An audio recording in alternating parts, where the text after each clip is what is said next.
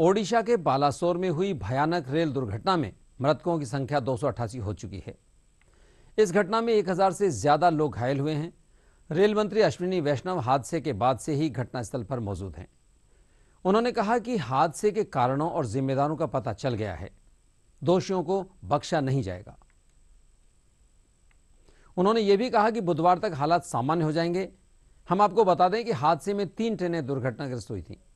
बेंगलुरु से हावड़ा जा रही यशवंतपुर हावड़ा ट्रेन के डिब्बे उतरकर दूसरे ट्रैक पर जा गिरे थे।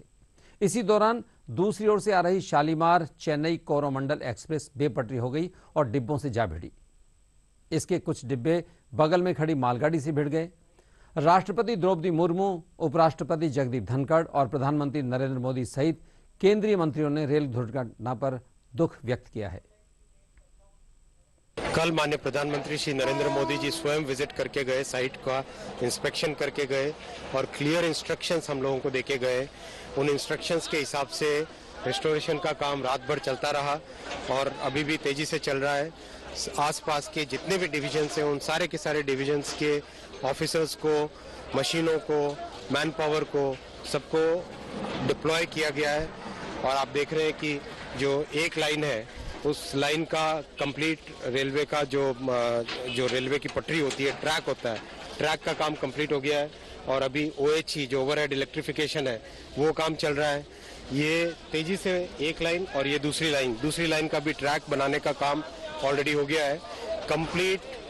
जो भी एक्शन लेना है रेस्टोरेशन के लिए, एक पॉइंट पे पूरे एरिया को 8 सेगमेंट्स में डिवाइड किया गया है और 8 सेगमेंट में हर एक सेगमेंट का एक ऑफिसर उसके लिए प्रॉपर्ली इंचार्ज है। सारे के सारे ऑफिसर्स सबके सब लोग शिफ्ट में काम कर रहे हैं। रात में 3 सीनियर ऑफिसर्स थे, वो अभी रेस्ट में गए। अभी 2 सीनियर ऑफिसर्स यहाँ पे दिन में रहेंगे।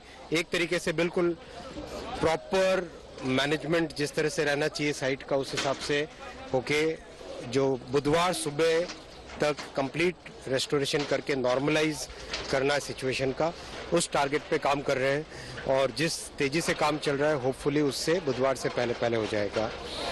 साथ ही साथ इंक्वायरी का काम भी, जो इंडिपेंडेंट एजेंसी है कमिश्नर ऑफ रेल सेफ्टी, उन्होंने अपना इंक्वायरी का काम भी करीब बहुत तेजी से उसमें आगे बढ़ गए हैं।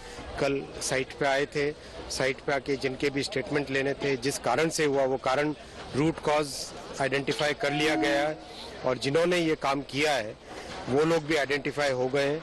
और इसके ऊपर जैसे ही कमिश्नर ऑफ रेल सेफ्टी की इंक्वायरी रिपोर्ट आएगी और इसमें पीछे क्या कारण थे, किस कारण से हादसा किया गया, वो भी जानकारी जल्दी सामने आ जाएगी।